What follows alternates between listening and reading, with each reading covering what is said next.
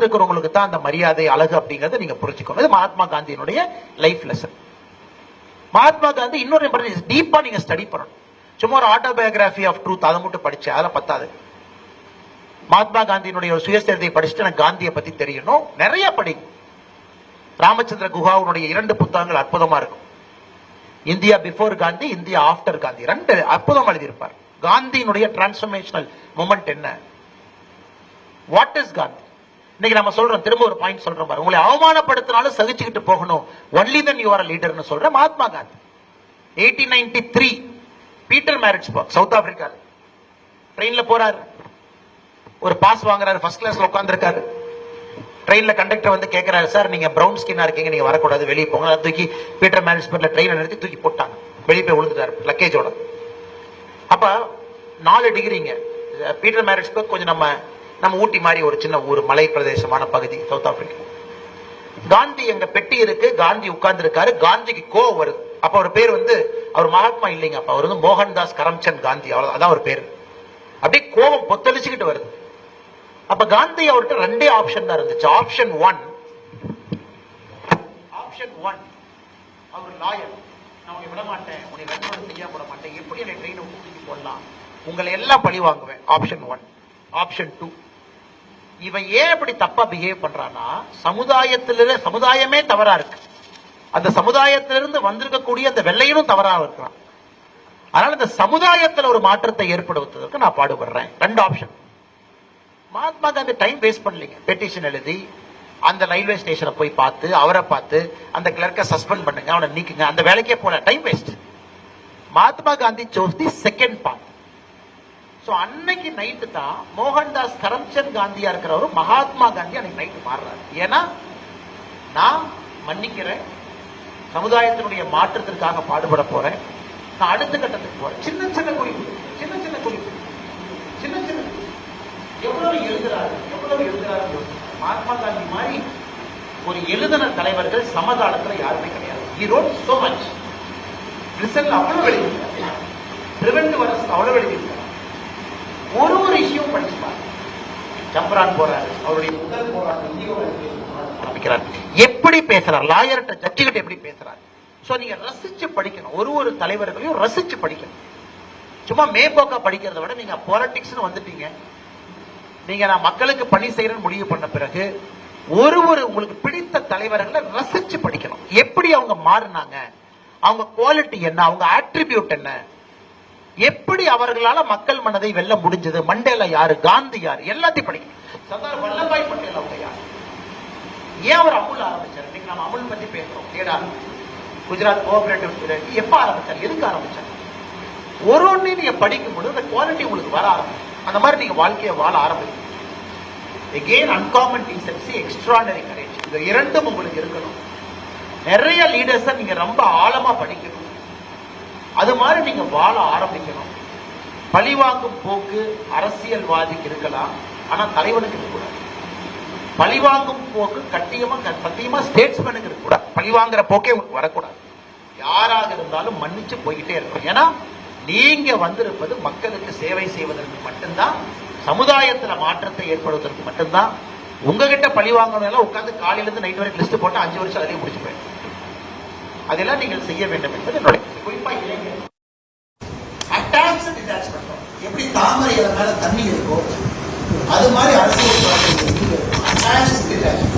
Photo நான் ஒரு brother சொன்னேன், பிரதர் போட்டோ எடுத்தாரு. ஏன் போட்டோ எடுக்கல, நான் ஒரு அன்பு இருக்கு போட்டோ எடுக்க, அதற்கான இளஞ்சிங்கம் அண்ணாமலை, அந்த சிங்கம் இந்த சிங்கம் சொல்றதுக்கான இடம் கிடையாது. இது ஒரு பயிற்சி முகாம். இங்க வந்து எல்லோருமே சமமா உட்காந்து, இங்க எல்லோருமே நமக்கு தெரிஞ்ச 4 விஷயத்தை உங்கள்கிட்ட சொல்றேன், உங்களுக்கு தெரிஞ்ச 4 விஷயத்தை நீங்க இந்த பயிற்சி முகாம்ல சொல்றேன். ஸோ அப்ப ஒரு இடத்துக்கு போகும் பொழுது ஒரு லீடருக்கு ஒரு செல்ஃப் டிசிப்ளின், நீங்க எப்படி பிஹேவ் பண்ணணும், நீங்க நான் எப்படி இருக்கணும், என்னைய சமுதாயம் என்ன எதிர்பார்க்கணும், நான் எப்படி பிஹேவ் பண்ணணும், இந்த மாதிரி சின்ன சின்ன விஷயங்கள் எல்லாமே நீங்க கற்றுக்கொள்ள வேண்டும் என்பதை நம்ம எல்லாரும் வேண்டும். அது குறிப்பா இளைஞர். அது எல்லாத்தையும் தாண்டி நிறைய படிக்கணும், எல்லா விஷயத்தையும் தெரிஞ்சுக்கணும். எக்கனாமிக்ஸ், பொருளாதாரம், சரித்திரம், பூகோளம் எல்லாம் உங்களுக்கு தெரிஞ்சுக்கணும். என்ன நடக்குது, ஜியோ பாலிட்டிக்ஸ் என்ன, ஏன்னா நீங்க அரசியலுக்கு வரணும், பொது வாழ்க்கைக்கு வரணும் முடிந்த பிறகு, அரசியலுக்கு வரணும், பொது வாழ்க்கைக்கு நான் வரணும் என்று நீங்கள் முடிவு செய்த பிறகு நீங்க செய்ய வேண்டியதெல்லாம் உங்களை மேம்படுத்திக்கிட்டே இருக்கணும் sir. You have to keep improving your self. அதுக்காகத்தான் நீங்க நேரம் கொடுக்கணும். உங்களை இம்ப்ரூவ் பண்ணணும், மக்களை பார்க்கணும், கிராமத்துக்கு போகணும், பேசணும். இது நீங்க செய்யுங்க. மற்றபடி நீங்க ஒரு பார்ட்டி ஆபீஸ்ல டைமே வேஸ்ட் பண்ணாதீங்க. தலைவர் வருவாரு, வெளிப்படையான ஆலோ சொல்லாம, அதெல்லாம் டைம் வேஸ்ட்.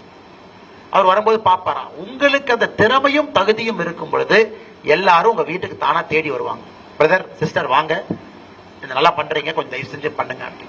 ஆனால் உங்களுடைய தகுதியை வளர்ப்பதற்கு மட்டுமே நேரத்தை செலவிடுங்களோ தவிர ஒரு தலைவர்களை பார்ப்பதற்கோ தலைவர்கள் பக்கத்தில் நிற்பதற்கோ நேரத்தை கொடுக்காது. இப்ப ஜப்பான்லாம் போய் பாருங்க. சமீபத்தில் ஒரு பிரைம் மினிஸ்டரை சுட்டு கொண்டாங்க, அசாசினேட் பண்ணாங்க, ஷினோ அபே. பேப்பர்ல பார்த்தா ரொம்ப ஆச்சரியமா இருந்துச்சு. ஷினோ அபே எங்க பேசிட்டு இருக்காருங்க? ஸ்ட்ரீட் கார்னர் மீட்டிங்ல. அவரு கூட எத்தனை பேர் இருக்காங்க? மொத்தமா 100 பேர். 100 பேருக்கு அவர் பேசிட்டு இருக்காங்க. 2 போலீஸ்காரங்க நிக்கிறாங்க. ஒருத்த அவனே வீட்லயே அந்த கன்னை செஞ்சு அவனே வீட்டுல ஹோம்மேட் கன் பண்ணி அதை வந்து ஷினோ அபேயை பார்த்து கழுத்துல சுட்டுட்டு போயிடுறான். somebody who didn't like Shinzo Abe or whatever nonsense. அப்ப நம்ம எல்லாருக்கும் ஆச்சரியம், எப்படி ஒரு பெரிய கூட்டத்துல தான் தலைவர்கள் வருவாங்க, அது எப்படி ஷினோ அபே 100 பேர் இருக்கிற இடத்துல இருந்தாங்கன்னா, ஜப்பான்ல முழுசுமே it is all 100 people, 50 people, 25 people, இதெல்லாம் லீடர்ஸே பேசுறாங்க. சோ நம்ம கிட்ட தான் இந்த பெரிய மாநாடு, பெரிய கூட்டம், 50,000 சேர் போடு, 1,00,000 சேர் போடு, அத்தனை பேர்த்த வர சொல்லு, இத்தனை பேர்த்த வர சொல்லு, 10 மாலையை போடு, 10 அவார்டை கொடு, அவங்களுக்கே ஒரு டைட்டில் கொடுத்துக்க, இல்லைங்களா புது ஸ்டைல் இருப்பேன், அவங்களுக்கு நீயே ஒரு டைட்டில் கொடு. ஒரு டைட்டில் நம்மளே சும்மா இருந்தா 4 பேர் சேர்ந்து ஒரு டைட்டில் வச்சு ஒரு போஸ்ட் அடிச்சு போடும். அந்த கலாச்சாரத்துல இருந்து உங்க ஜெனரேஷன் வெளியே வரணும். குறிப்பா இன்னைக்கு இந்த 70 பேரு நாங்கெல்லாம் அரசியல் பயிலரங்கத்துக்கு வந்திருக்கோம், நாங்க போறோம் நினைக்கிற நீங்க இந்த கலாச்சாரத்திலிருந்து நீங்க அடிப்படை கல்ச்சரல் சேஞ்ச் இன் பாலிடிக்ஸ் கொண்டு வரும். அன்காமன் டீசன்சி, டிரான்ஸ்பரன்சி, மக்கள் மீது நீங்கள் காட்டக்கூடிய அன்பு, நமக்கு நாமே பட்டம் கொடுத்துக்கிறது, நம்மளை சுத்தி 4 பேர்த்த வச்சுக்கிட்டு பட்டத்தை சொல்றான்னு சொல்றது, அதிலிருந்து வெளியே வர வேண்டிய காலகட்டத்தில் நீங்க இருக்கீங்க. ஏன்னா மக்கள் மாறிட்டாங்க சார். நம்ம தான் மாறாம சுத்திட்டு இருக்கோம். அரசியல்வாதிகள் தான் மாறாம சுத்திட்டு இருக்கோம். மக்கள்ல எப்பவோ மாறிட்டாங்க. மக்கள்லாம் ரொம்ப ப்ரோக்ரசிவ் ஆயிட்டாங்க. மக்கள்லாம் ஆஸ்பிரேஷனல் ஆயிட்டாங்க. அரசியல்வாதிகள் நாம் இன்னும் பழைய டேப் ரெக்கார்டர் மாதிரி அதே பாட்டை திரும்ப திரும்ப தேஞ்சு போன டேப் ரெக்கார்டர் போட்டிட்டு இருக்கோம். ஒரே மோடஸ் ஆபரண்டி, ஒரே செட் பேட்டர்ன். சோ நீங்க இன்னோவேட்டிவா பாலிடிக்ஸ் யோசிக்கணும், ரொம்ப இன்னோவேட்டிவா யோசிக்கணும். பர்சனலைஸ்ட் கம்யூனிகேஷன், 1-to-1 ரீச் பண்ண பார்க்கணும். ஒரு வாக்காளனுக்கும் 1-to-1, பொதுவா 100 பேர் உட்கார வச்சு பேசுறதுக்கும் தனித்தனியா 1-to-1 கம்யூனிகேஷனுக்கும் டெக்னாலஜி வந்துருச்சு, ஆர்டிபிஷியல் இன்டெலிஜென்ஸ் வந்துருச்சு. நீங்க உட்கார்ந்து இருக்கீங்க, அக்கா ராதா அப்படி நீங்க சொன்னீங்கன்னா ஏஐல அதே மாதிரி பண்ணி பர்சனலா கொடுக்க முடியும்.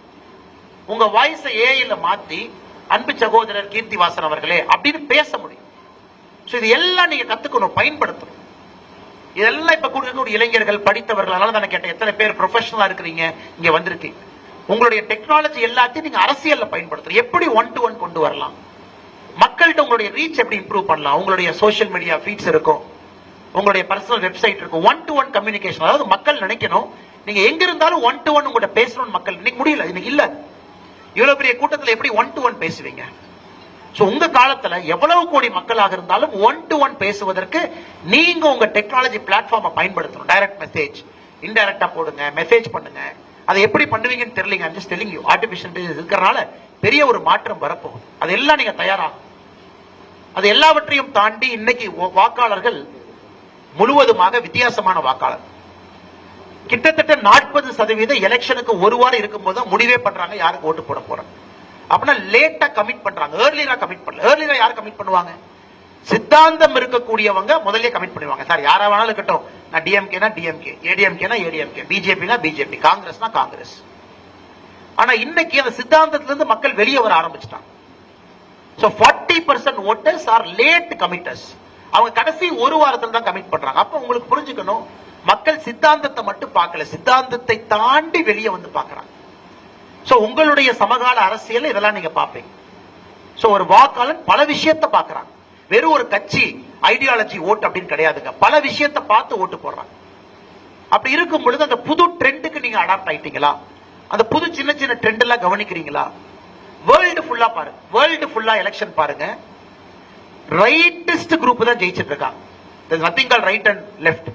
இப்ப பிஜேபி ரைட்டிஸ்ட் பார்ட்டியா? BJP is not a rightist party. BJP is not a rightist party. காரணம், இந்த ரைட் லெஃப்ட்ங்கிறது என்னங்க?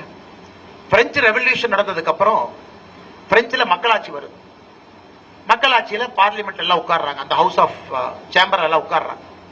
அப்ப யாரெல்லாம் ஸ்பீக்கருக்கு ரைட் சைடுல உட்கார்ந்தாங்களோ அவங்களுக்கு சேஞ்ச் வேணும். யாரெல்லாம் ஸ்பீக்கருக்கு லெஃப்ட் சைடு உட்கார்ந்துருந்தாங்களோ அவங்களுக்கு எல்லாம் சேஞ்ச் வேண்டாம், பழைய மொனார்கி மாதிரியே இருக்கணும். யாரெல்லாம் சென்ட்ரல்ல உட்கார்ந்தாங்களோ அந்த சேம்பர்ல அவங்க இது வேண்டாம் அது வேண்டாம் கொஞ்சம் லைட்டா பண்ணலாம். சோ யாரெல்லாம் சேஞ்ச் வேணும்னு சொல்றாங்களோ ரைட்டிஸ்ட் ஆயிட்டாங்க, யாரெல்லாம் ஸ்டேட்டஸ்கோ வேணும்னு சொல்றாங்களோ லெப்டிஸ்ட் ஆயிட்டாங்க. அதை அப்படியே கொண்டு வந்து ஒரு பொலிட்டிக்கல் பார்ட்டி மேலேயே நம்ம அப்புறம் பிஜேபி இஸ் ரைட்டிஸ்ட் பார்ட்டி இல்ல, ஒரு லெப்ட் பார்ட்டி செய்யறதை விட பிஜேபி செய்யுது. இத்தனை பேத்துக்கு லோனு, இத்தனை பேத்துக்கு வீடு, இத்தனை பேத்துக்கு ரேஷன் அட்டை, இத்தனை பேத்துக்கு அரிசி, இத்தனை பேத்துக்கு தானியம். அப்ப பிஜேபி லெப்டிஸ்ட் மட்டுமா? ரோடு போடணும், ஏர்போர்ட் கட்டணும், ரைட்டிஸ்ட் வேலையும் பார்க்குது. அதனால இன்னைக்கு இந்தியாவில் எந்த கட்சியுமே, காங்கிரஸ் ஆக இருக்கட்டும் பிஜேபி ஆக இருக்கட்டும், ரைட் லெப்ட் எங்கேயுமே நீங்க அடைக்க முடியாது. You cannot push them into right or left. மாறிடுச்சு. அப்ப மக்கள் சித்தாந்தத்தை தாண்டி வேற ஏதோ பாக்குறாங்க. You understand? ஓகே, என்ன பாக்குறாங்க? ரைட் லெப்ட் தாண்டி ஏதோ பாக்குறாங்க. 40% ஆஃப் பீப்பிள் லேட்டா கமிட் பண்றாங்க அக்ராஸ் த வேர்ல்டு. நீங்க பாருங்க, நம்ம பிஎம் சார் பல இடத்துக்கு போயிருக்காங்க. இன்னைக்கு பிரேசில் இருந்து ஆரம்பிச்சு எல்லா கண்ட்ரியும் பாருங்க. இன்னைக்கு வர அரசியல்வாதிகள் என்ன சொல்றாங்க?